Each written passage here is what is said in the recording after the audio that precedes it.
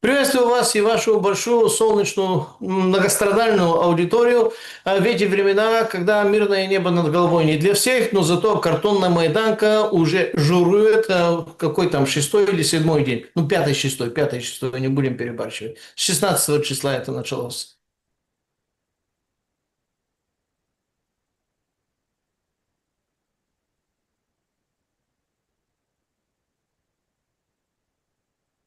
Поломалось, все нормально. Да, еще раз всем здравствуйте, всех приветствую, и Пламен Пасков уже поприветствовался. Это прямой эфир, все вживую, все живьем, и обсуждаем самое острое, самое главное. Как всегда, присоединяйтесь к нашему эфиру, это сделать очень просто. Есть клуб зрителей «Шелест. Камерная атмосфера», там свое комьюнити, оттуда будут вопросы, и абсолютно открыто в сообществе YouTube есть анонс нашей встречи, люди уже пишут, задают то, что их интересует. Непосредственно в чате трансляции вопрос тоже можно будет задать, но в самом финале. Поэтому досмотрите, пожалуйста, эфир до конца. Ну и, конечно же, да, опрос нашего сегодняшнего эфира. Начнем как раз с этих картонок, которые вы упоминали. В общем, чем закончится этот водевиль между Сырским и Федоровым? Варианта 4. Сырский останется, Федорова вернут, то есть все будут на местах, да. Дальше Сырский останется, а Федорова нет, не вернут.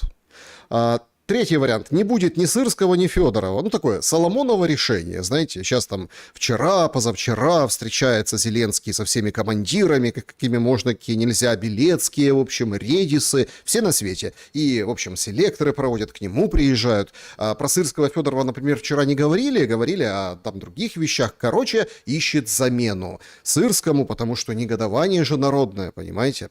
Ну и четвертый вариант, что Сырский уйдет, а Федоров вернется. То есть, помните, вот эта вот картинка гуляет по интернету, там два пути у тебя, налево там красивый город, защищенное современное небо, а справа разруха, пожарище, там Федоров, там Сырский, ну то есть куда повернет Украина. По состоянию на сейчас, как вы трактуете эти события? Ведь давайте будем откровенны, Украина сейчас переживает очень тяжелое время, обстрелы жуткие, попадания болезненные.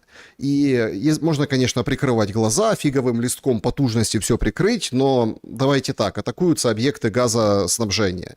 Там все как бы радовались пожарищу на Вайлдберрис в электростале в Подмосковье. Ну вот, пожалуйста, вчера сгорел эпицентр, ну или прошлой ночью, в Сумах. То есть выносятся заправки. Очень тяжелый ущерб, очень сложно на передовой. Война заходит действительно в такую фазу такого буравчика, да, определенного. Зеленский, нелегитимный. Он понимает, что нужно что-то, чтобы продолжить эту легитимность. Если за пределами все хорошо, то внутри все равно возникают вопросы. Можно бесконечно продолжать военное положение, мобилизацию. А тут нам запускают классные выборы. Классные просто, Пламен. То есть все силы, все негодование брошено на Сырский или Федоров. Я, честно говоря, склоняюсь где-то на 50 на 50 третий и четвертый вариант, потому что третий почему? Сирский точно уйдет. Федоров там у вас было указано, что тоже не придет. Но не придет не потому, что его не приглашают, а потому, что он не хочет. Это две большие разницы, как говорится, на Одессе, на Одещине. И четвертый вариант тоже возможен, но Федоров не вернется именно на этой же позиции министра обороны, потому что внезапно ему как-то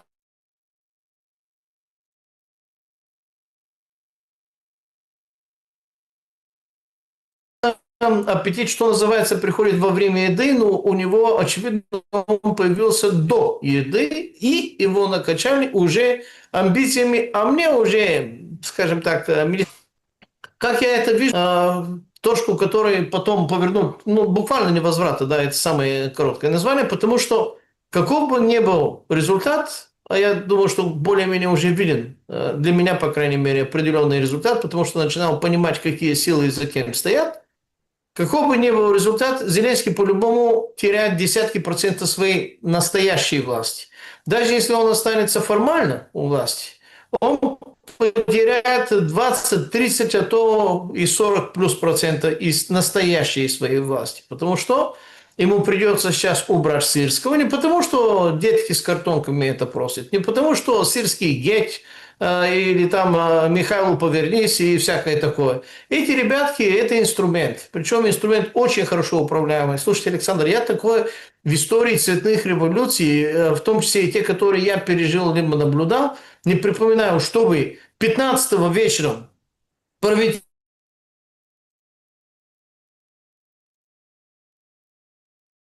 ну, можно сказать, целокупно подало в отставку, сказали, а вот 15-го они уже были на улицах. Даже, ну, самые органически спонтанные протесты, они нуждаются в определенном времени для подготовки. Ну, 2, 3, 4 дня. 3-4 это реалистично, 2 дня это почти нереально фантастически, а в конкретном случае они вообще-то за 24 часа, даже можно сказать, за 18 часов это сделать. Такое указывает на огромную титаничную силу и ресурс, который не имеет местное происхождение. А эта сила не в Киеве, это сила не Зеленского, это сила не олигархов, это сила чисто внешняя, которая управляет своими мощными, разветвленными, хорошо накормленными, хорошо обученными структурами в большинстве из областных, больших областных украинских городов. Чтобы это было одновременно и в Тернополе, и в Одессе, и в Харькове, и в Днепропетровске, и в Черкасах, ну, про Киев, естественно, молчим, и в Кривом Рогу, и так. Ну, нет, таких чудес не бывает. Когда я увидел вот эту карту, ну, там карты, военные события и все остальные, и там прилагаются и ролики, и фотографии. И я внимательно посмотрел на картонки в этот раз. Обычно на картонках всегда есть что-то на местный язык, и обязательно есть примерно столько же, либо хотя бы 20% на английском языке, для того, чтобы международная общественность, адрес фотографии и должностные характеристики мы прекрасно понимаем, что за международная общественность, понимала, что они требуют. Александр, я не могу себе представить, что вот эти пацанчики и девочки лет 17-21, ну пусть будет 25, ну даже если до 30, так хорошо и тонко, причем целокупно, разбираются, чем Федоров хорош, чем Сырский плохой, и как легко сделать выбор между этими двумя. Ну, Сырский, ну, скажем так, не такой фотогеничный, как Федоров, взрослее Федорова. То есть, если это конкурс красоты, Федоров понятно, почему выигрывает. Но здесь речь идет не о конкурсе красоты, здесь речь идет о вопросах войны и мира, в конце концов, жизни и смерти.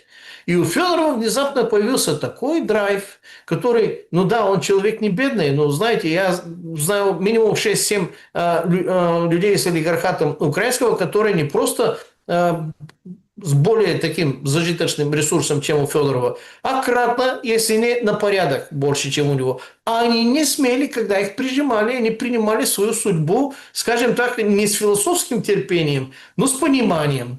И Коломойский все еще томится в аресте, где хуже, чем на самом деле тюрьма.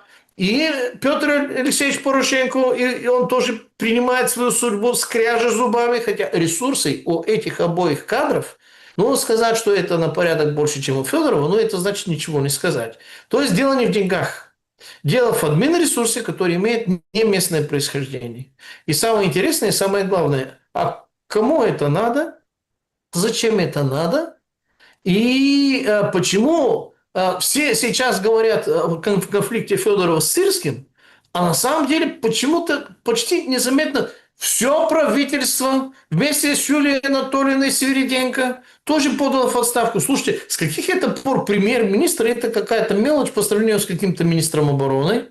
Почему? Она что, менее фотогеничная такая? Ну, дамочка достаточно приятная так по внешности. Она тоже опытный человек. Она тоже была министром долгие годы. Федоров тоже был министром, ну, не то информационных технологий, не то какое-то там цифровое подключение. Но они люди опытные, они прекрасно... Они аппаратчики. То есть, они знают, как работают эти аппараты власти.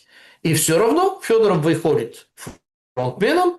Юлия Свириденко просто отметили. Вы мне подскажите, пожалуйста, когда это было, чтобы смена премьер-министров Украины происходила так Ну, тихо, незаметно, без визгов, без шума, без гамма, без фейерверков, без обмена каких-то там острых ощущений и острых слов. Да вот Она недавно, приняла ну, курс. Свириденко примерно так же и ставили, вы же помните. Без гамма, без шума, без пыли. Все прекрасно понимают, Да, что да, да, это да. кто? Это вот это распоряжение банковое, все выполняется под козырек, все нормально. Меня другое интересует. Вот мы сейчас в прямом эфире, приходят новости. Значит, Кабы атакуют Запорожье.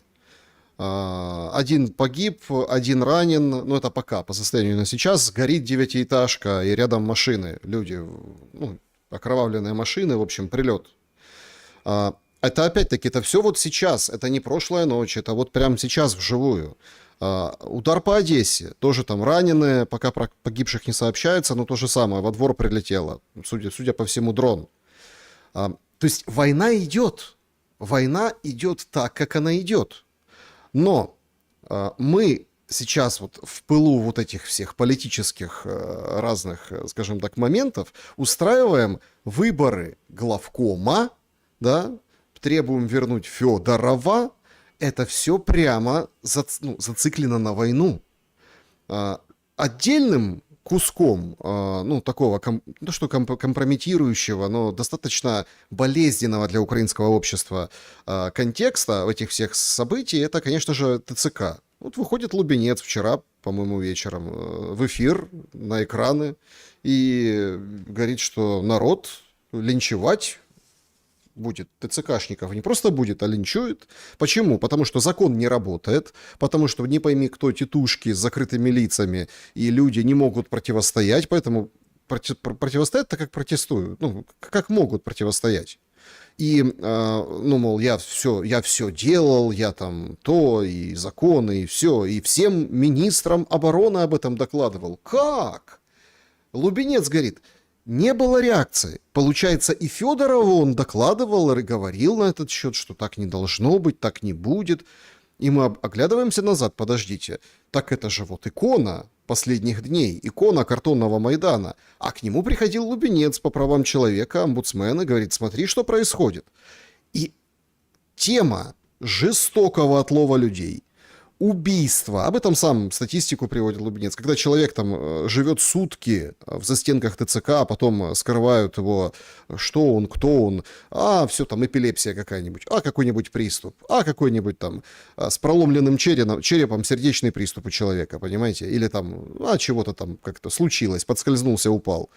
И это все видят люди, и это используется как повод, как элемент. Война с прилетами, ударами, ну вот выходные, обстрел Киева, 40 минут, раз в минуту летит баллистика. Что сбили? Ничего не сбили. Нет, потом, конечно, написали, что сбили там чего-то, Искандеры и так далее. То есть и это тоже используется как элемент. Вот вы описали эти силы, у которых есть щупальца по всей Украине. Хорошо, а за кого эта сила в этой войне?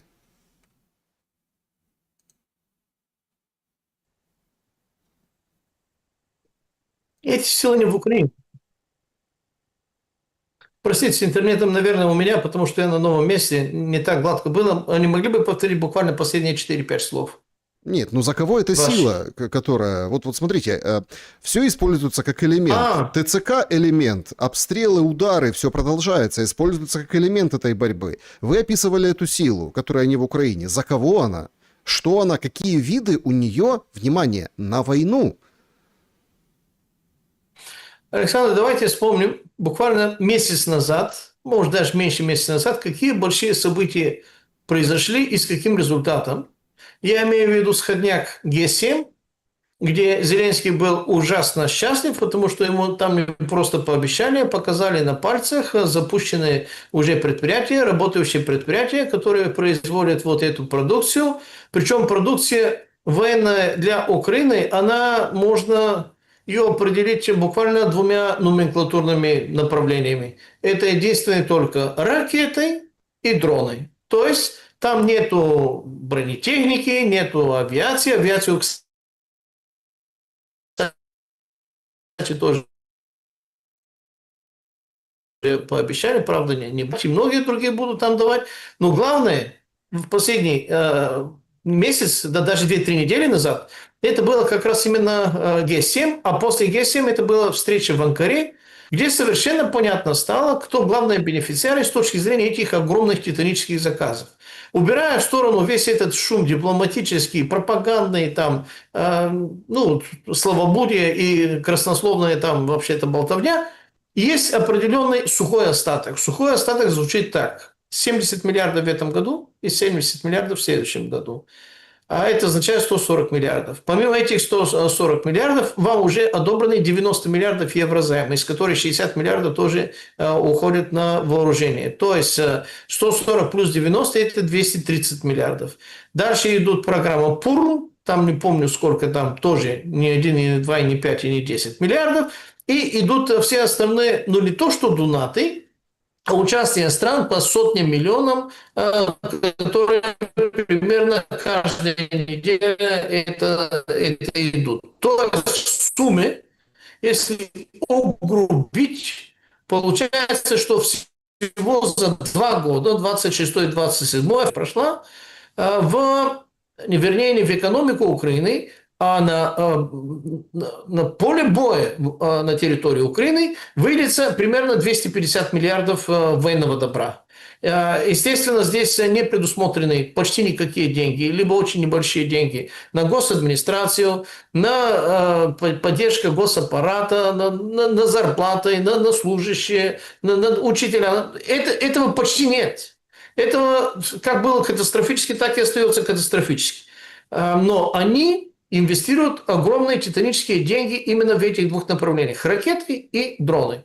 Теперь давайте почешем репу. Посмотрим сначала на список этих компаний, которые там бенефициары: Lockheed Martin, там Palantir, Shield AI, производители там Patriot ракеты ПАК-3, ПАК-2 и так далее и тому подобное. То есть там достаточно понятный список из 6-7 фигурантов. И эти 6-7 фигуранты, они работают еще раз на уровне почти неизбежно связаны либо исключительно высоких технологий, то есть цифровых технологий.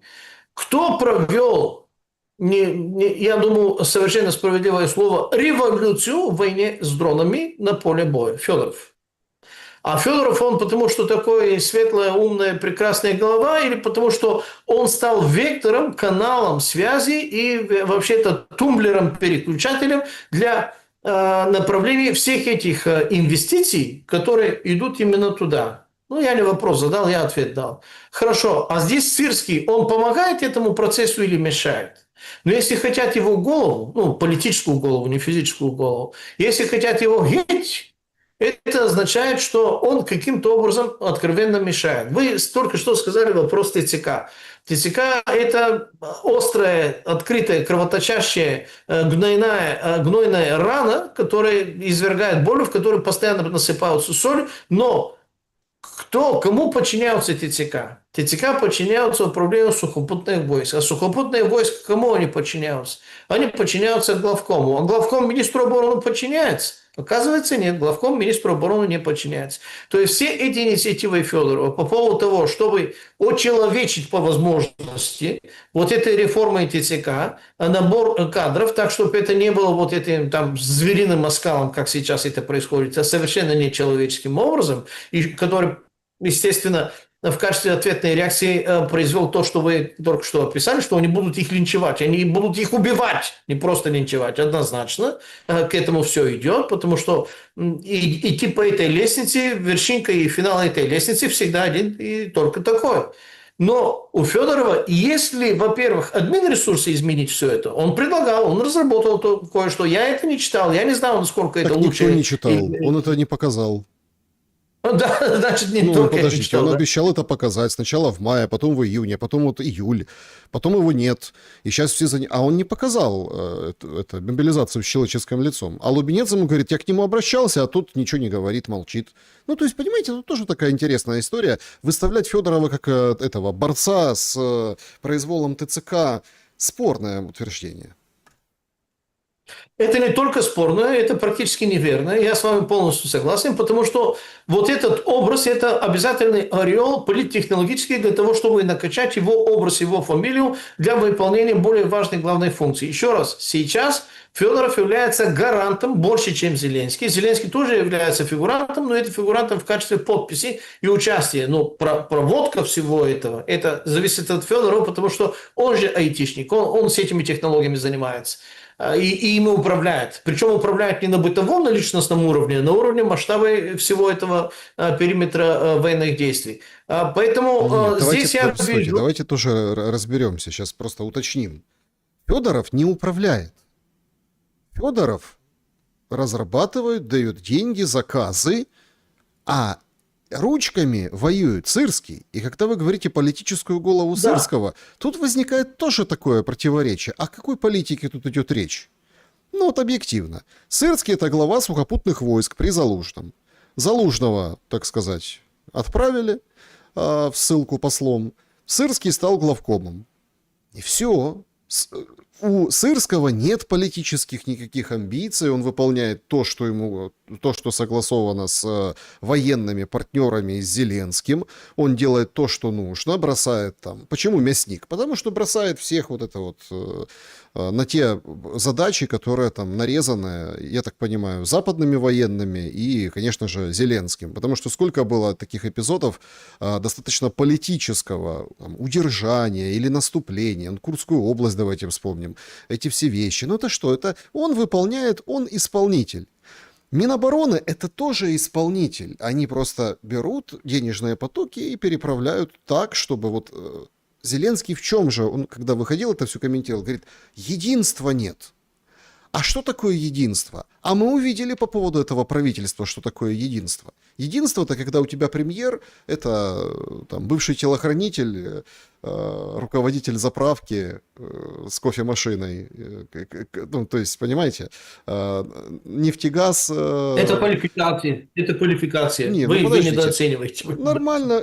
Из семьи, Миндичи, все здесь. Вот в чем единство. Единство должно быть в этом.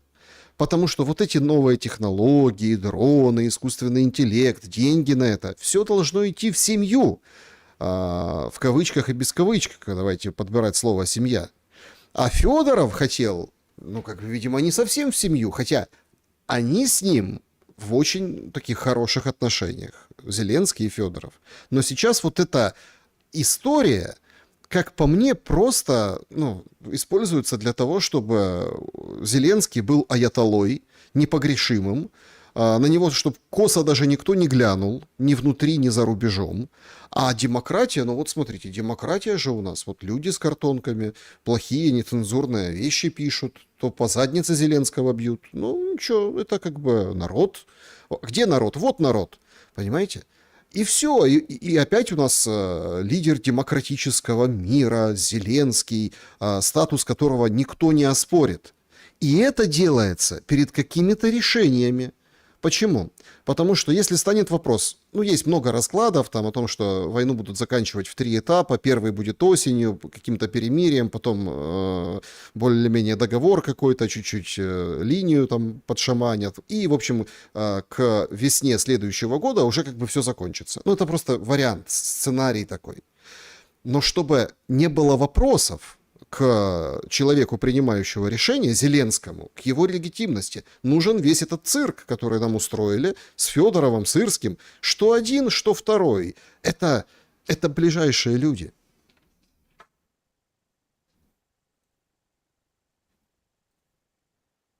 Пламен.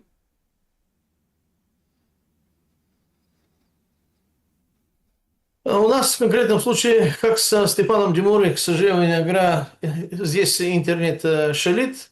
Завтра вечером я возвращаюсь, но я уловил большинство из ваших соображений, и, честно говоря, мне спорить не с чем. Я считаю их просто дополнением к той картине. И для меня главное то, что Федоров кому-то очень нужен. Причем Федоров нужен не только с точки зрения сохранения каналов осуществления вот этих 250 миллиардов, которые на дроны и на ракеты, которые должны нанести определенный такой максимально болезненный разрушительный урон. Российской Федерации. Но Федоров нужен и в качестве какого-то противоядия, потому что совершенно очевидно, что Федорова направляют против Сырского, но в переговоре это означает и против Зеленского. То есть Федоров, хотя пока не говорит, что он против Зеленского, это ровно так же, знаете, сильно смахивает на марш свободы или справедливости Пригожина, когда он говорил, что он едет за Шойгу, а разлетелись от Димы Медведева до Владимира Владимировича Путина на все стороны абсолютно вся кремлевская администрация, и Москва внезапно очистилась. То есть они прекрасно понимали, что пусть он говорит слово Шойгу или там Герасимов, но он едет не только за этим. Здесь абсолютно то же самое. Вроде бы его стрелы направлены только в сторону Сырского, ну, там Игната тоже, там, типа он тоже нехороший, его тоже надо менять, потому что там список причин там применяется, обсуждается, вы это не хуже меня, даже, наверное, лучше меня знаете. А вот на самом деле тот, кто действительно серьезно спохватился, это Зеленский. И да, вы правы, там вопрос денег это имеет значение. Но здесь уже вопрос власти, а власти это в переводе жизни и смерти. Потому что, еще раз, это точка невозврата. Смена Зеленского уже началась как процесс. Транзит власти начался. Кого поставят на позицию министра обороны либо главкома, вы сами перечитали, там и Белецкий там обсуждают, и других азовцев там, Региса там вызывали, и всех остальных громкие имена там. Значит, им не заниматься вопросами боя, а давайте в Киев бюрократические выборные там вопросы обсуждать с президентом. Ну, как-то, понимаете, если они бросили поле боя, где у них, правильно вы сказали, массу серьезных проблем, это означает, что причина очень большая, и она не просто бюрократическая, организационная, а давайте просто кого-то здесь поменяем.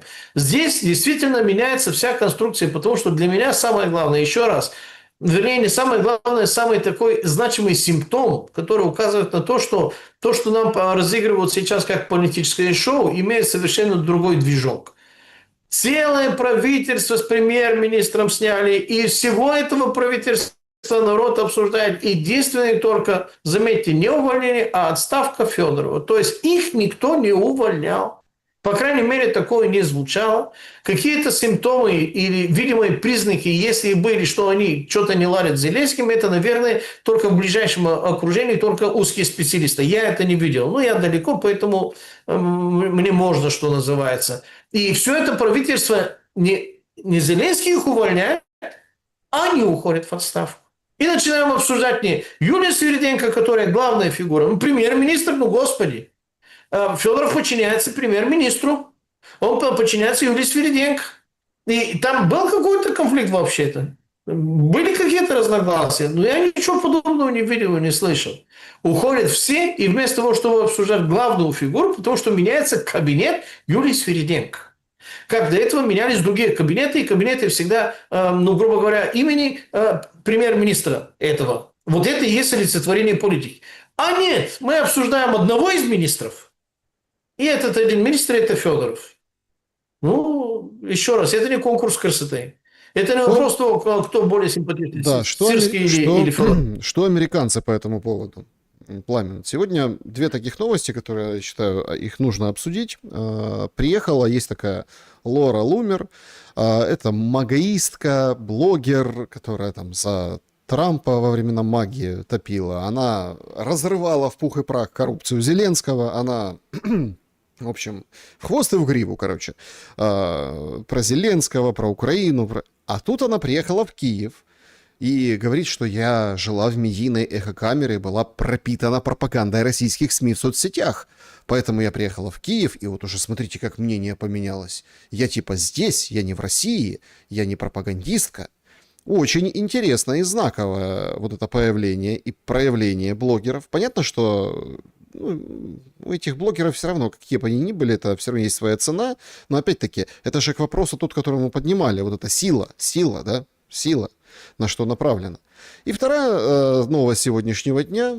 Политико со ссылкой на свои источники говорит о том, что в октябре Каш Патель, директор ФБР, намерен ехать в Москву. Непонятно, с кем встретиться, но это вроде как исторический визит, потому что давно такого не было. Где-то это будет середина октября уже анонсировано, и, в общем-то, встретиться с Путиным, не встретиться, вопрос, но в последний раз в 2013 году директор ФБР приезжал еще там до Крыма, поэтому все, в общем-то, как бы подразумевают, что этот визит, что-то за ним последует. Что и как вы видите отношение Трампа, магаистов, вот вообще Америки к тому, что происходит в войне между Украиной и Россией? Это признаки чего нам демонстрируют? Что все заканчивается или все будет еще дальше тянуться, как вот эта волынка на шотландских полях? Хороший. Горец вспоминается, вот этот боец. Хайландер, что называется. Знаете, для меня приезд Каша Пателла является огромной экзотикой. Нету институциональных простых объяснений. Почему? Потому что, уточняю для наших зрителей, ФБР занимается внутренними американскими делами, а ЦРУ занимается внешними. Россия не внутреннее американское дело. Чтобы директор ФБР, а не ЦРУ, приезжал в Москву, это означает, что он наделен какими-то функциями, задачами для решения вопросов, которые, грубо говоря, не полностью совпадают с его должностной характеристикой. Это означает, что он приезжает, наверное, в качестве мессенджера Трампа. То есть Витек и Зятек, наверное, уже исчерпались, и понятно, что за функционал они могут произвести. Но если там что-то не перекупили там в центре Москвы, потому что они же риэлторы, и для них это, что называется, святое. А вот Каш Пател, наверное, будет встречаться не только с профильными своими коллегами по статусу, допустим, там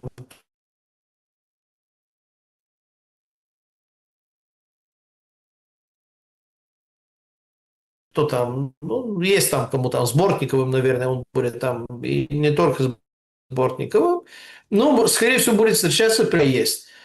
Поэтому смотрит. Знаете, я думаю, что по поводу картонки, которая сейчас происходит, и которая кажется не менее серьезной, чем Майдан 2014 года, по результатам своим, это, скорее всего, дело демократов. Потому что республиканцы и, соответственно, администрация Трампа, я не припоминаю, чтобы когда-нибудь были замечены в каком-то подобном действии, то есть в использовании инструмента под названием цветных революций. Ну ладно, не цветные, цветочек там нет, но картонные. Картонные, по сути своей, абсолютно те же самые. По организации, по внезапности, по политтехнологии, по логику построения, посланий, кого геть, кого да здравствуйте, так далее и тому подобное. Здесь это не дело овального кабинета. Это дело титанических сил демократической партии, которые работают с Соросом, в скобках коллективные Рокфеллеры. Поэтому важный вопрос, как именно Трамп и администрация Трампа смотрит на развитие Украино-российской войны. Для меня это чисто внутренняя русская гражданская братоубийственная война.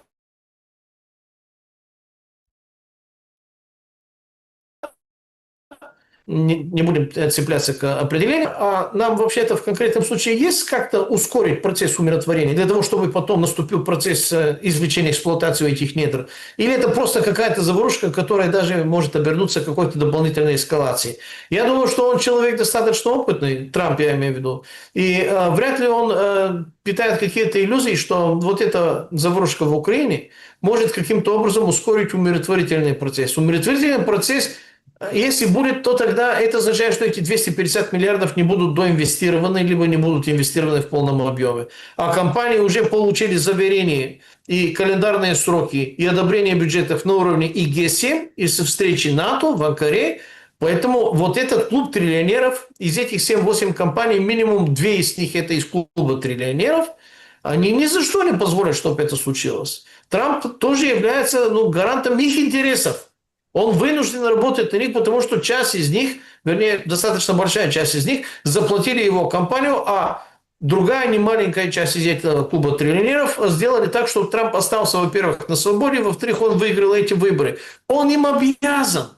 Он им обязан. Ему это может не нравиться, но он им обязан. Поэтому то, что сейчас происходит на территории Украины, этот маятник, который сейчас раскачивается, во-первых, Сирский точно уйдет, Игнат, скорее всего, уйдет, и Зеленский, скажем так, опустит его power, то бишь его власть, его там столбик с энергией, что называется, политической, ну, сильно, очень сильно. Главный вопрос, если они обсуждают имена типа Белецкого либо Региса, это означает, что светится именно ужесточение и эскалация. Взамен Сырского, который, ну, просто мясник. Ну, я имею в виду, как его называют и обзывают. Я думаю, что он просто генерал войны 3.0, а не Отлично. войны У нас 4.0. мясника заменит еще более ожесточенные Да, да, мясники. да, да, именно так. А это означает, что требуется эскалация, требуется ужесточение. Сегодня в Филиппины прилетел И Рубио уже- и прилетел Лавров. Загадка. Вот прям загадка. Будут ли они пересекаться, хотя вроде как писали о том, что вполне себе и вероятно. Там саммит по Юго-Восточной Азии, да? То есть и понятно, что Соединенным Штатам нужно переходить туда, Индо-Тихоокеанский регион, туда в Азию. Им нужно переключать внимание. Пора. Но они ничего пока не могут поделать с Ираном. У Трампа сейчас такой сложный выбор перед ним стоит, то есть он вроде как бомбит Иран, Иран тоже бомбит в ответ, говорит, мы будем, значит, бить еще больше, еще дальше и за пределы вот этого региона, там недвижимость побомбим твою, Трамп, базы атакуются сейчас. По состоянию на момент нашего разговора, ну, в прямом эфире, вроде как КСИР говорит, мы не открывали Ормуз, открывать его не будем. Есть две нитки линии, да, одна линия это непосредственно иранская, а другая американская дорожка. И вот эта дорожка туда, дорожка сюда, и вот там как бы возникает вот такая история. На фоне событий неопределенности в Иране, на фоне событий вокруг Украины. Как вы думаете, а есть вообще сейчас о чем Лаврову и Рубио говорить, если эти на полях этого саммита по Юго-Восточной Азии все-таки эта встреча будет? Лаврову и Рубио есть очень небольшой список тем для разговоров. Один из них – это вопрос, естественно, российско-украинской либо украинско-российской войны, кому как хочется. Но там они большие вопросы не решают. И тот, и другой являются, скажем так, исполнителями воли начальников своих. Они сами не начальники. Поэтому будут ли они обсуждать какие-то вопросы там Персидского залива, я в этом тоже не верю. Они, скорее всего, пообщаются коротко, служебно и без пафоса, и без какой-то большой значимости вот этого общения. В рамках обязательной протокольной любезности, если пересекутся. Но чтобы они встречались, конкретно обсуждали что-то подробно, я в этом не верю. Потому что за все время каденции и Лаврова, и Рубио, особенно за время каденции Рубио, я не припоминаю, чтобы Рубио, Дональд Джей Трампа его озадачивал какими-то действительными задачами на уровне министра иностранных дел. Он таким и является. То есть по поводу всех главных важных вопросов, которые должны быть именно в сфере деятельности ведомства Рубио, Госдепа, занимались какие-то Витков, какие-то там Кушнер, какие-то там другие мессенджеры, какие-то другие активисты, какой-то генерал, как его там, ну, уже начинал забывать имена, то есть совершенно другими людьми он пользовался. И, естественно, абсолютно все, во-первых, говорили совершенно разные вещи, получалось не по сути дела, и в результате обсудили, если помните, в апреле 17, 19 и 23 апреля вышел там какой-то план умиротворения, который Духан Куриджа вроде бы материализовали там 19-20 с чем-то пунктов несут и прочее. И это все, что можно отметить как какой-то результат их деятельности. Этот план, естественно, сейчас он улетучился, его нет. И я насильно, скажем так, призываю к памяти наших зрителей для того, чтобы они вспомнили, что вообще такое было. То есть коэффициент полезного действия, по сути, по результатам у них никакой. А Рубио обладает огромным ведомством, огромным арсеналом, огромным количеством квалификаций, инструментов, офисов, возможностей. И никто им не позволял заниматься, по сути, делом своим. Поэтому Рубио, на самом деле, это какой-то, ну, скорее всего, это будущий кандидат в президенты. Вместе с Джей Ди Венсом, вместе с Гевином Ньюсомом, то есть будет там определенная группа кандидатов в президенты, в том числе и с администрации самого Трампа, которые будут оставаться в администрации Трампа только для того, чтобы, ну, грубо говоря, подготовиться к кампании. Потому что если сейчас, я подозреваю, что это экзотический, но вполне заслуживающий быть в списке гипотез вариант. И если сейчас осенью 3 ноября, ну, после 3 ноября, республиканцы проиграют с треском, и Трампа каким-то образом отстранят от власти, да, начиная с самого плохого варианта, ну, кто-то его пристрелит, как многих там американских президентов, либо его импичнут, либо его заставят подать в отставку путем массу компроматов, которые, ну, он человек активный, наверное, найдется достаточно, то тогда президентом ИО становится Джей Ди Венс, и этому президенту ИО будет необходим вице-президент, хотя и ИО. И я подозревал, что это будет команда Джей Ди Венс и Марко Рубио. Поэтому Марко Рубио, будет ли он встречаться с Лавровым, если будут, ничего серьезного не решать не будут. Заметьте, что и Джей Ди Венс, и Рубио никакие острые, большие, важные высказывания, либо там выступления, либо там какие-то вопросы не обсуждают. Давай как-то параллельно с Трампом, но не в колею Трампа, потому что Трамп уже, ну, хромая утка, по сути.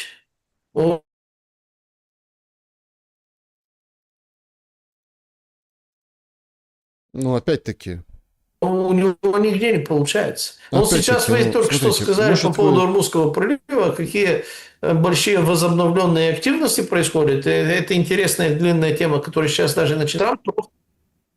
Да, ну, Что? смотрите, тут же какая Александр? история. Вы, может быть, рановато списываете Трампа со счетов.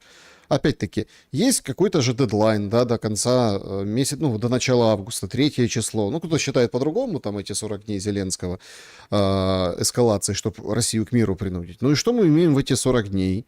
Вот сегодня передают о том, что судно под флагом Либерии, газовоз, в 20 километрах от берегов Румынии попала под обстрел российский, там ранены члены экипажа, их эвакуировали румыны к себе, оно шло в Рени, Одесской области. Последнее время, ну прям вот эта война на море, когда дроны, воздушные дроны зачастую поражают какие-то гражданские, ну, якобы гражданские суда, потому что, ну, давайте, сухогрузы, да, какие-то, которые идут в Одессу. Это вызывает очень серьезные вопросы. Когда это почувствуют?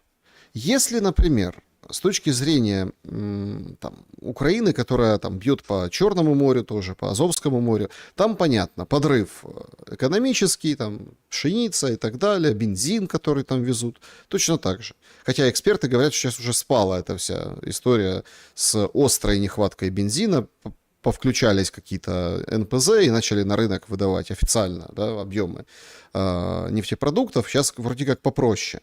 Но тем не менее, вот эта вот морская война, она же обратной стороной имеет блокирование Одессы, по которой вот сейчас я говорил, выше прилетело, там трое раненых. Одессы, Одесской области и вообще вот портов как таковых. И вот эти порты, ну, становятся не просто мишенью, а становятся тоже фактором. То есть все прекрасно понимают, что гораздо проще морем там и оружие завозить, и, там, и другие полезности, в кавычках, для войны. А когда мы это ощутим на фронте? Вот же в чем вопрос. Последствия вот этих, ну, таких, вот этого морского боя, да, который сейчас разворачивается на наших глазах. Для того, чтобы это было действительно ощутимо на фронте, нужно закрыть вот эти 33 точки входа, начиная от границы Украины с Белоруссией до границы Украины с Молдовой. Пока эти точки будут работать, пока Бескидский туннель будет работать, и там проходит более 60% из ЖД снабжения, военного снабжения Украины, то вот эти морские порты, морские входы логистические, они, естественно, имеют значение, но, как вы видите, бьют по самому кораблю, а не бьют по порту, как портовой инфраструктуре, которая в состоянии принимать корабли. То есть, одно дело охотиться за воробьями, другое дело решить вопрос с местом, где воробьи собираются. И если такого места не быть, то тогда, соответственно, воробей не будет. То есть корабли у которых нет портовой инфраструктуры, и куда они смогут разгрузиться, но они в Черном море приходить не будут. Естественно, эти товары и грузы, вернее, не товары, а именно грузы, на территорию Украины попадать не будут. Правда, наверное, Кремлю, скорее всего, жалко разрушать Одесский порт, потому что, во-первых, он огромный, во-вторых, строился, ну, можно смело сказать, почти на века, и веками он не строился десятилетиями только Советского Союза, он давно работает в качестве такого, и строить потом такое гигантское титаническое сооружение после конца войны, неважно, когда это будет, наверное, напряг сверхбольшой даже для стран, у которых есть хорошее финансово-экономическое состояние. После войны ни у кого не будет хорошее финансово-экономическое состояние. Поэтому они предпочитают пока что стрелять по кораблям и отравлять их жизни, и на крайняк Рени Измаил. Тоже не сильно разрушая порт, а все равно бьет по кораблям. Эта логика, я с одной стороны могу ее понять, с другой стороны это какая-то недологика. Товарищ Сталин не так бы поступил. Он разрушил бы все, что нужно для того, чтобы быстрейшим образом достичь победы, потом отстроил бы все, благо мобилизационная экономика имеется, соответственно, советский модерный тип народ победителей, это быстренько отстроил, за 5 лет восстановили валовый внутренний продукт быстрее, чем Англия, на территории которой ничего подобного не случалось. Но это уже другие былые времена, которые указывают на то, что это вопрос качества управления. Это качество управленцев. Сейчас с качеством управленцев большая проблема и в Киеве, и в Кремле. Поэтому мы можем это теоретизировать в качестве сравнений. А вот обсуждать, когда и кто и как закроет логистические входы Украины, они могут легко десятые части этих своих ежедневных ударов перекрыть все эти 33 точки. Просто могут, но не сделали, и даже не пытаются, и даже не обсуждают. Так что зачем, ну, опять же, не хочу повторяться, мы каждую передачу к этому возвращаемся. Зачем причинять такое страдание людей, убивать людей, разрушать инфраструктуру, которую тебе потом придется восстанавливать? Когда можешь просто уничтожить эти входы, которые потом легко восстанавливаются, почти никого не убивая, и таким образом перерезаешь абсолютно весь вход всего на территорию Украины, и армия, вооруженные силы Украины через месяц-два, ну максимум 2,5, будут вынуждены либо сдаться, либо помирать, либо пойти домой. И, скорее всего, они сделают пойти домой и либо будут сдаваться, потому что никто не хочет помирать. Особенно если патроны кончились, сухие пайки кончились, вода кончилась, все кончилось. А нет снабжения, все закончится. Куда оно денется? Ну, Да, значит, интересная такая деталь в контексте нашего опроса, итоги которого сейчас подведем. Украинская правда. Понятно, на чьей стороне не играют, но это тоже. Они же как писали, помните, в самый первый день, когда вот эта вся Федоров там вышел, начал на Сырского батон крошить, они вышли, написали, что Ермак тайно ездил к Сырскому. Вот так вот, понимаете? Кто, куда, как, ну, тайно ездил. Сейчас они пишут о том, что Ермак, бывший глава офиса, это вообще его рук дело. Это он посоветовал Зеленскому отправить Федорова в отставку с поста министра обороны, представляете? А вы говорите, управленцев нет в Украине. Смотрите, какие. Даже без должности, а нормально так управляют. Слушайте, неужели мы вот при всех вот этих шоу-программах, давайте, а кто тут, да, а кто там, Сырский или Федоров, это, неужели это все подермачье? Неужели это все, ну, скажем так, наследие Ермака? Ермак может быть каким-то винтиком и болтиком в этом механизме. Но у Ермака нет абсолютно никаких ресурсов организовать это с 15 на 16 число с таким размахом, как это случилось, и организовать вот эту картонку, которая длится уже, ну, вчера я не проверял, по-моему, вчера уже немножко поменьше стало, но день позавчера был вообще пиковым. Это был, ну, наверное, сродни с пиком Майдана Незалежности. Поэтому Ермак, наверное, ну, слушайте, кто у нас там в этой администрации является американским гражданином? Умеров является американским гражданином. А Ермак является американским гражданином? Нет? Ну, там по совместительству, что называется. По-моему, у него есть там какие-то американские связи, то есть американские нитки подчиненные. Так что, если он и был задействован, то да, именно на том уровне, который вы только что описали. Но чтобы он был, скажем так, магом, вообще-то таким который управляет этим процессом, ни за что не поверю. Размах этого процесса и как это представляется на внешний мир, и как это согласуется, и как это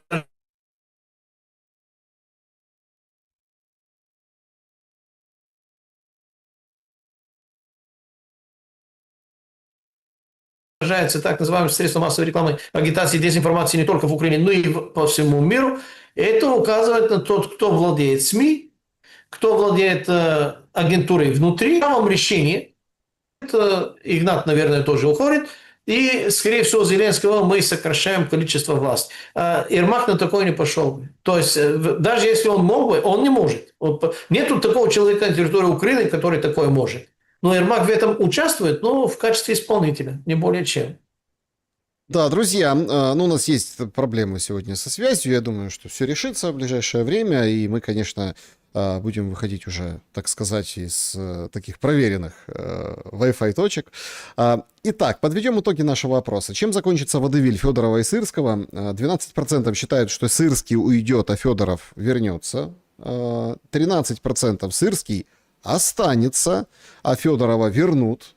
То есть всех вернут. Это просто так вот поэмоционируют, и будут все на своих местах, и Федоров, и Сырский. Он же как, видите, как Михаил Альбертович, простите меня, если что, не это не так. Очередное письмо. Вчера, по-моему, да, разошлось Федорову от Сырского. 20% считают, что Сырский останется, а Федорова не будет. То есть вот Сырский будет, а вот Федорова нет. Ну и побеждает, конечно, вариант 55%, что не будет ни того, ни другого. Ни Сырского не будет, ни Федорова. А это, кстати, очень удобно. Поэмоционировали, концы в воду, и все. И как бы, и видите как, вот они, а ручки где, а ручки, вот. А кто там у нас сейчас премьер? Корецкий, а кто это? Ну пускай, да. А тут с опозданием еще 600 миллионов МВФ подкинуло. Да, с опозданием, да, все плохо в экономике. Ну, денежку ж подкинули. Ничего, значит, нормально. Заправки выносятся. Ну, как-то надо всем терпеть, всем готовиться. И к зиме. Поближе к зиме. Не к земле, а к зиме. Направлять все усилия правительства. А вот эта вот вся история как бы свернется, никого не будет, поменяют главкома, поставят там кого Зеленский выберет на своем шоу. И к нему никаких вопросов. И, в общем-то, все готовы к осенней войне, к осенне-зимней кампании. Ну, что скажете по поводу опроса, Пламен? Это был третий вариант ответа, который сейчас набрал 35% из тех, которые вы перечислили. Что и тот, и другой уйдут. Ну, на самом деле, да, я склонялся именно к этим 35%, плюс 50, те, которые 12% сказали. Да. Слушайте, ну, в каком-то плане действительно они оба уйдут, потому что Федоров не хочет возвращаться на старую должность. Народ его требует. Ну, картоночные ребятки хотят, чтобы он вернулся. Но он не хочет. Он не уходил в отставку для того, чтобы вернуться. Он, скорее всего, уходил для того, чтобы прицелиться куда-то как-то повыше. Куда это повыше, это вам виднее в этой украинской иерархии, бюрократической. На премьер-министра, не знаю, он тянет, нет. На вице-президента, у вас вице-президента нет. На спикера парламента, который является, по сути, первым после президента, то есть Стефанчука там поменять, не знаю, это ему виднее. Вернее, не ему, а, наверное, кто-то из политтехнологов этих внешних уже приготовил место реализации его. Так что, вполне вероятно, его просто сдвинут наверх.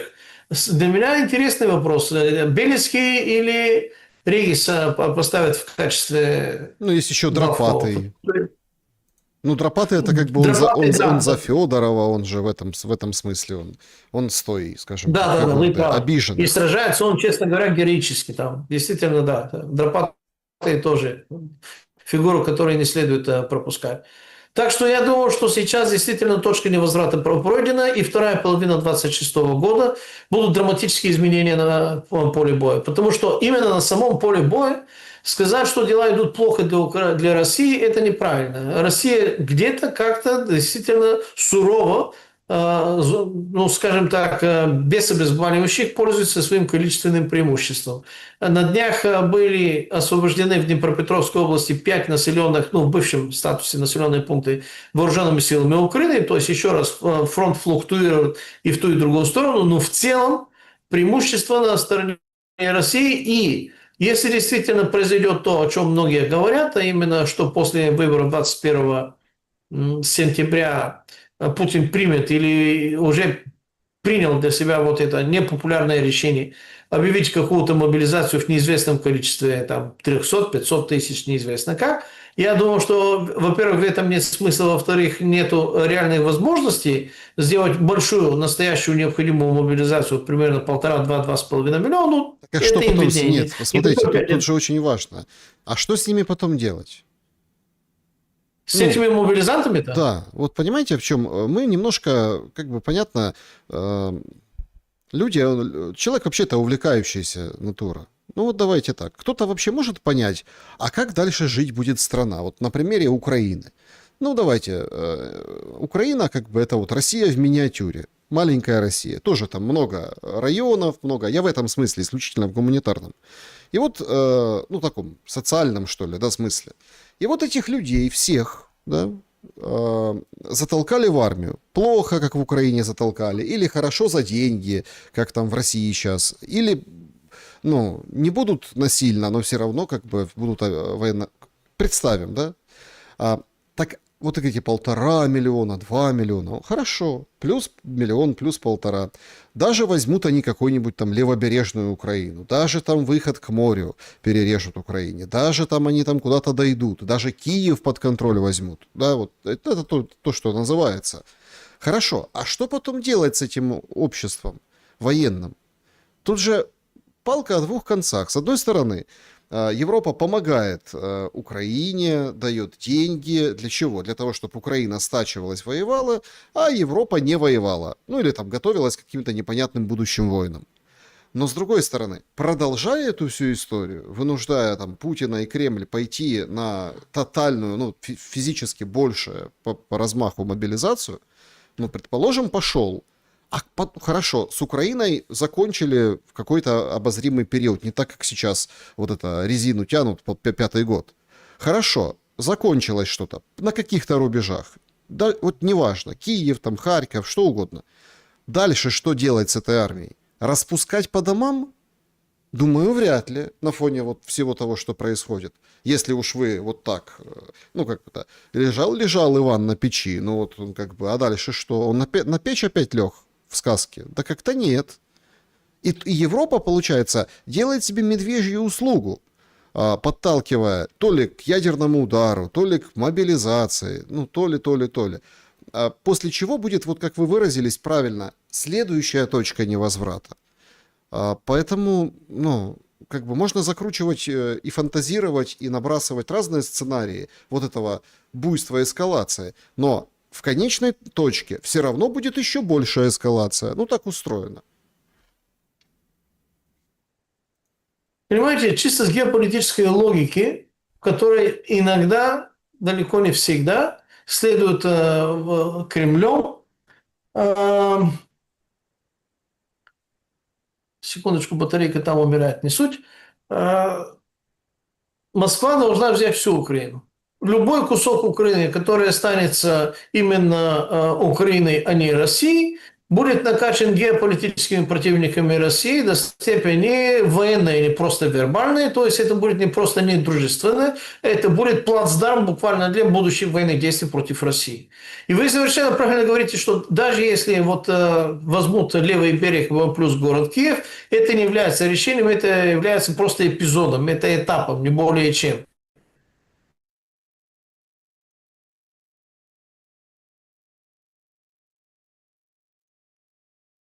Так что здесь вариантов 1,5 миллиона. Ну, чтобы удержать то, что они взяли, ну, им придется, ну, скажем так, здорово потрудиться. Придется удержать вот эту территорию, потому что огромная часть этого населения будет, мягко говоря, сильно недружественной. И тебе будут нужны комендантские, тебе будет нужно усваивать, ремонтировать, восстанавливать жизнедеятельность. Вся эта армия пригодится. Она не будет возвращаться домой. Армия будет возвращаться домой тогда, когда они возьмут Раво-Русскую. Право-русской на границе с Польшей. Когда они достигнут границу там с Словакией, с Венгрией и с Польшей. Только тогда следует рассуждать над вопросом, когда армия вернется. До этого эта армия всегда будет недостаточной, и она будет в качестве хвороста, который постоянно будут туда подкидывать, для того, чтобы этот огонь сделал свое дело. Нет, у меня очень плохие прогнозы, очень плохие ожидания. К сожалению, все плохие пока что осуществились. Они могут ошибиться, я могу ошибиться по срокам, и чаще всего так оно и бывает, потому что все, которые говорят об этих сроках, они тоже ошибаются, потому что я ссылаюсь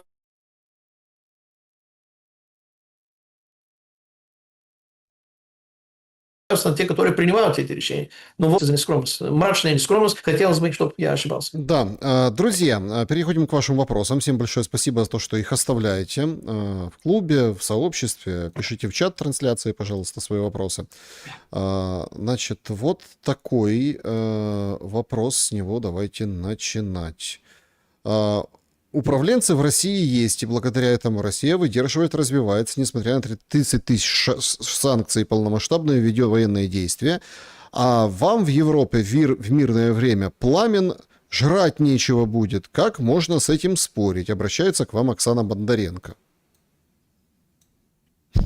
Привет, Оксане, я ее не знаю, но мне это, скажем так, позиция, может, у нас все плохо, но у вас в Европе все хуже. Если вам это составляет какое-то утешение, ну, тешитесь, я не против. Что в Европе было нечего жрать. Но надо откатиться веков на 6. Начало длинного 16 века, когда был так называемый маленький ледниковый период, лет на 7, тогда из-за этого родилась реформация. Это интересный такой исторический период, который сейчас подробно рассказывать не буду, но сделать так, чтобы в Европе было нечего жрать, это физически невозможно. Не переживайте насчет Европы, это реально невозможно. Неважно, какая война. Будет и куда она дойдет. Это физически невозможно. Европа – это такой специфический полуостров, который имеет доступ к абсолютно всем большим морям и океанам торгового значения. Особенно к самому большому морскому, скажем так, хабу под названием Средиземное море. Это главное торговое море для Северной Африки, для Леванты, Ближнего Востока и для всей Европы. Так что сделать так, чтобы Европа совсем, это не знаю, как надо потрудиться. Это не переживайте. Вопрос в том, что управленцы в России есть.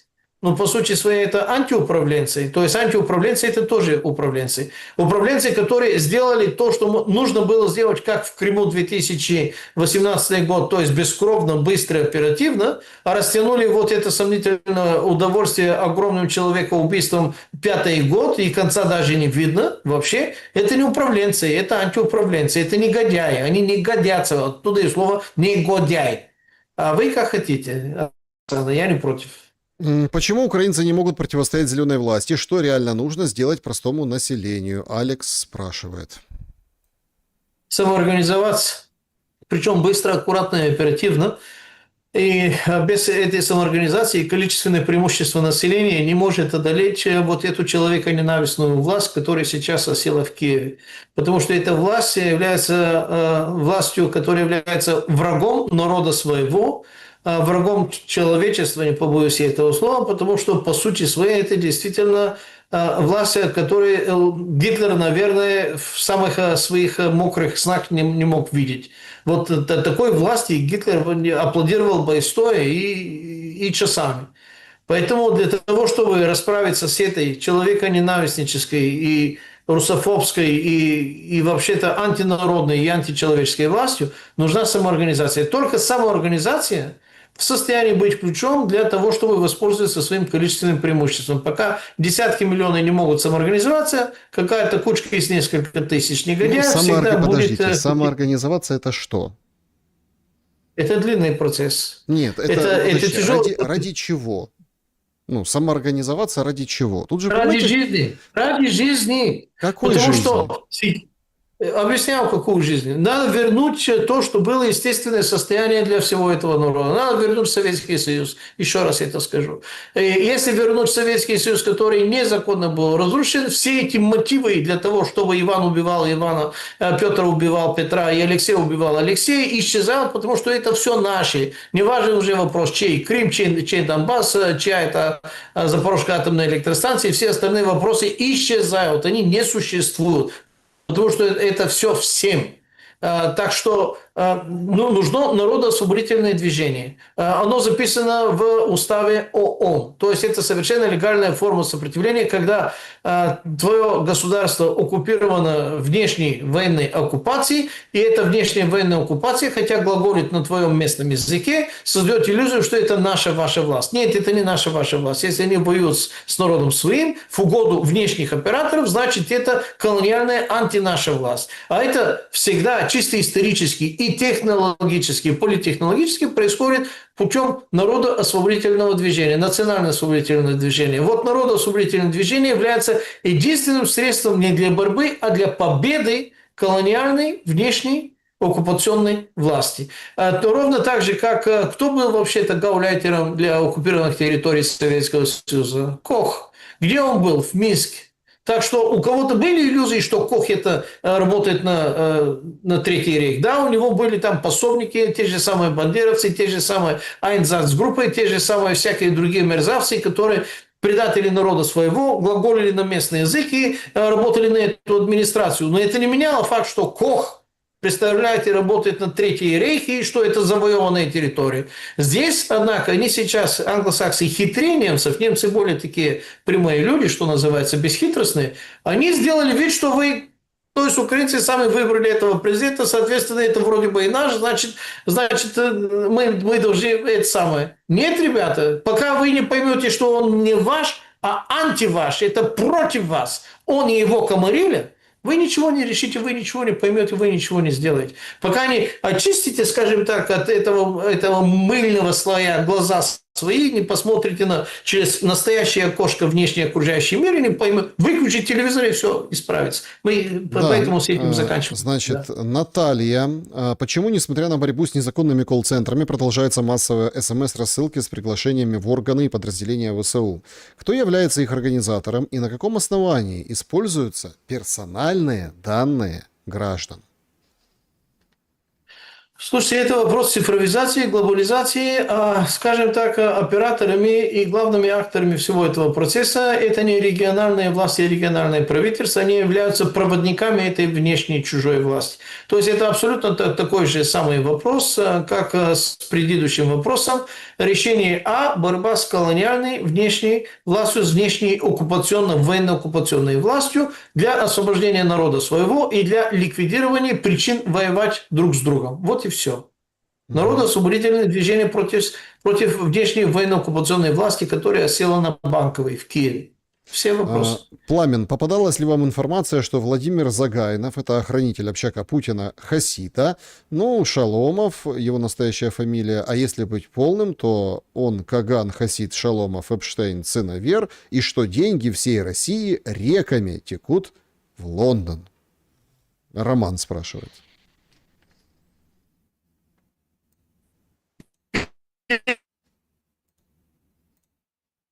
Первая часть по поводу поэтому здесь комментировать и то, что деньги из России рекой текут к Лондону, во-первых, это в каком-то плане да, но по конструкцию, скажем так, в том числе и финансово-оккупационной части России, деньги России конвертируются и эмитируются в Манхэттене, а потом какая-то часть идет в Лондоне. В Лондоне идет только та часть, которая имеет отношение к российскому олигархату. То есть олигархи заставлены для того, чтобы иметь статус олигарха и поддержать некоторое количество ресурсов и управлять над энным количеством людьми и пожить немножко более такого шикарную жизнь, они обязаны зарегистрироваться, купить и быть в юрисдикции именно Лондона, поэтому олигархические деньги России действительно там. Но для того, чтобы имитировать российский рубль, все это делается через банк международных расчетов, банков International Settlement, который находится в Манхэттене. Это была одна из первых главных договоренностей начала 90-х годов 20 века, которые по сей день соблюдаются абсолютно безукоризненно. Соответственно,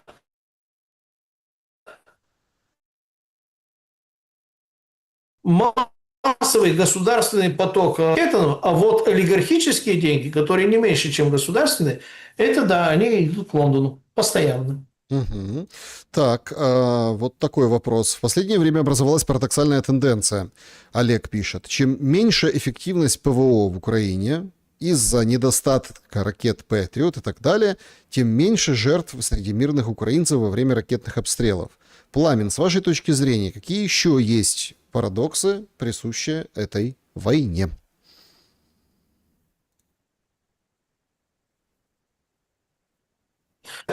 Так, с чувством иронии и юмора, конечно, задал этот вопрос, и он совершенно прав.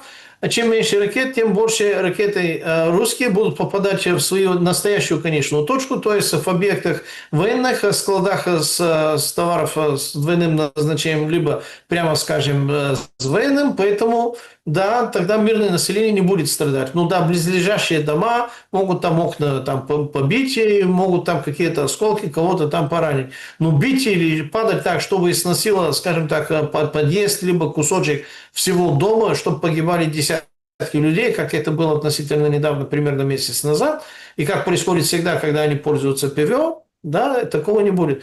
Поэтому вот это чистая закономерность, очень важно, дай Бог, что нас услышит достаточное количество жителей Украины, чтобы они действительно начали понимать, чесать репу и сравнивать. В сравнении, что называется, познаний, нету ракет ПВО, удары происходят только по военным объектам. Есть ракеты ПВО, ждите большое количество жертв среди мирного населения, потому что русские туда бьют, а потому что в результате удара ракет ПВО так оно и происходит.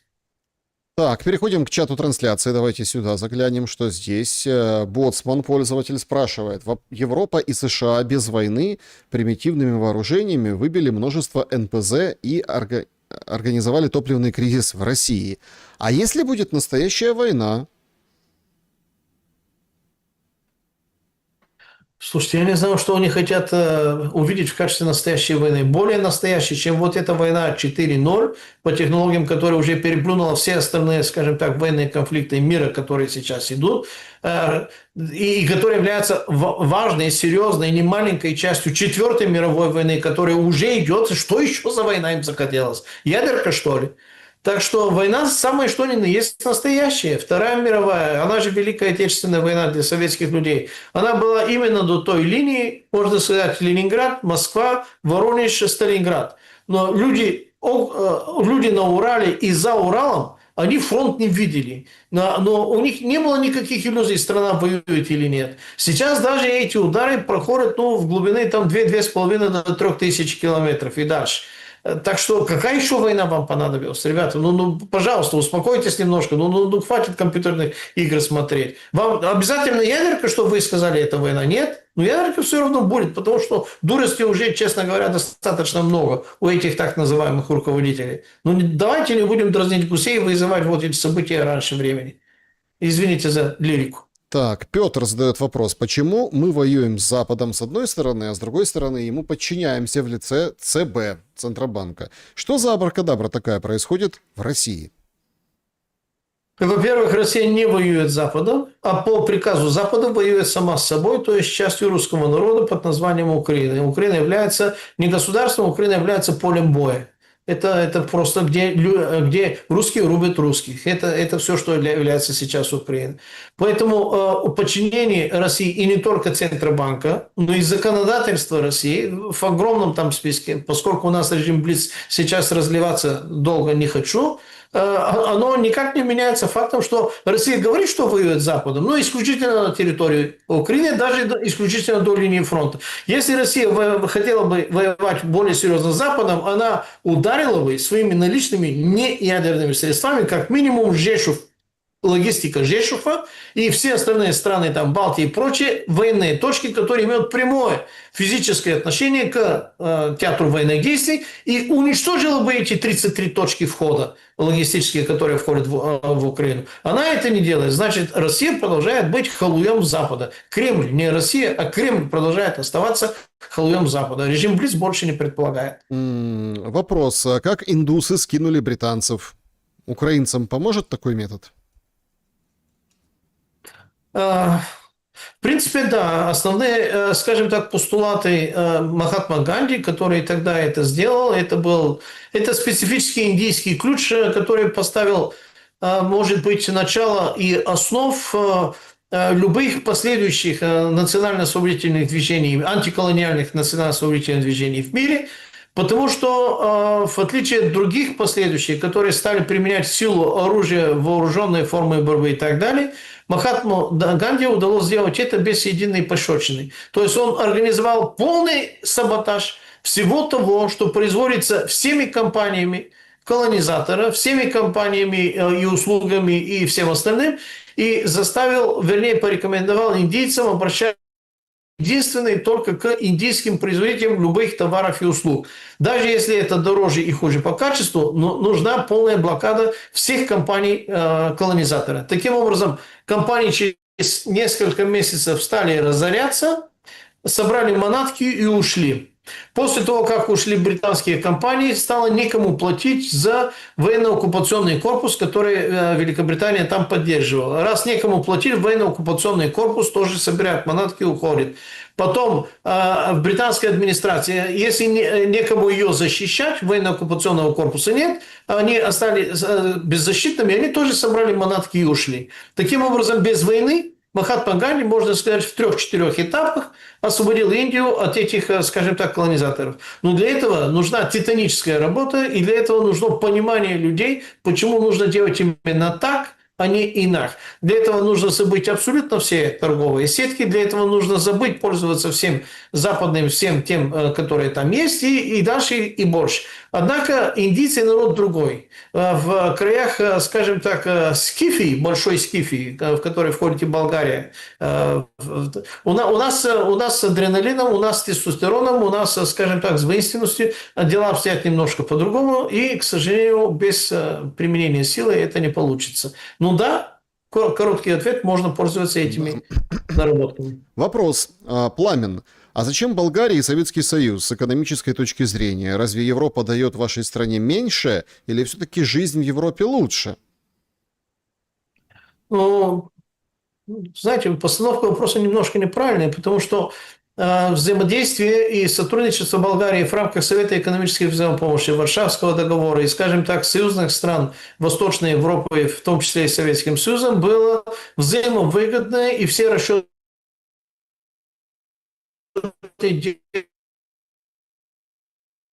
делались по экономической модели, которую списали для того, чтобы составить свое евро. Сначала евро называлось EQ, а EQ не как денежная единица времен мушкетеров, а как European Currency Unit, то бишь европейская валюта, которая физически не существовала в природе. То есть это было то же самое, что был переводный рубль времен Советского Союза. И все расчеты между странами делались практически на 90 с многих процентов безналичным, безденежным образом на базе клирингов всего того, что мы производим и обмениваемся друг с другом. Таким образом сокращаются очень сильно банковские трансферы, и таким образом сокращается очень сильно необходимость подчинения и взаимодействовать с международными банкстерами, и сокращается необходимость пользоваться наличными между государствами.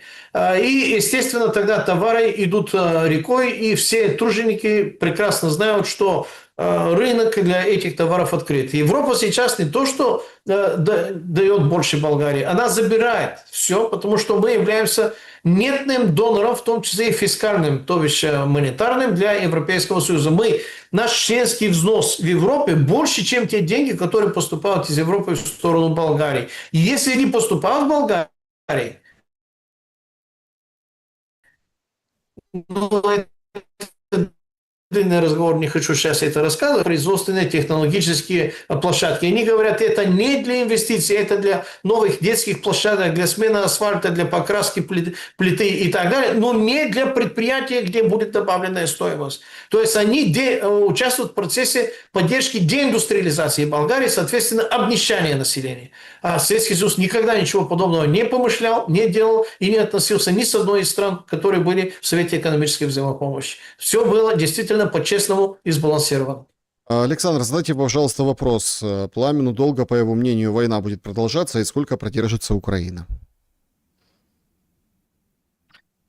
Украина не держится, и Украину держат извне. Раз, Украина продержалась 2-3 месяца, так что все, что сейчас мы видим и что мы обсуждаем, это не Украина держится, а это Украину доубивают, если досокращают население, потому что потом это население будет не нужно. А война закончится в середине либо второй половине 30-х годов 20 века, с 35-го года. Почему я так уверен? Потому что все бюджетные календарные сроки, которые закладываются на все эти большие международные сходники, которые обсуждают, где и как и воевать, и куда и как что давать, они ориентированы пока что как минимум до 1935 года. То есть, если бюджеты расписаны, многомиллиардные бюджеты, на войну и на большие компании, которые должны обеспечивать вот это военное добро для этой войны до 1935 года, значит, будет меняться Зеленский на Сырский, Сырский на Белецкий, Белецкий на Федоров, Федоров на кого угодно, но война будет. Могут быть прекращения огня, периоды, могут быть и некоторые перемирия, как в Персидском заливе, мы видим, насколько это получается. Но война все равно будет продолжаться до достижения финальных целей Четвертой мировой войны. А там уже посмотрим, где и какая Ялта будет, и кто будет там собираться в качестве победителей. Война будет закончиться тогда, когда будет победа для одной из сторон, глобалистов либо изоляционистов, либо третья и четвертая сторона, которые уже формируются. Это сложная война, сложнее, чем Вторая мировая. Пламен Пасков был моим собеседником сегодня. Спасибо большое за время и мысли. Братья и сестры, товарищи, дамы и господа, господа офицеры, господа не пьющие, не офицеры, выключите, пожалуйста, телевизоры, включите мозги, и все у вас приложится. По ком звонит колокол? Проверьте, пожалуйста, колокольчик. Подписаны ли вы на канале Шелеста, на канале Шум, на канале Пламен Пасков.ру. И извините, пожалуйста, нас сегодня за некоторые технические неудобства, потому что это вопрос качества интернета. Через 1,5 дня буду на месте, где с этим все будет безупречно, как и раньше. Всего вам доброго, будьте с нами. Продолжение обязательно следует.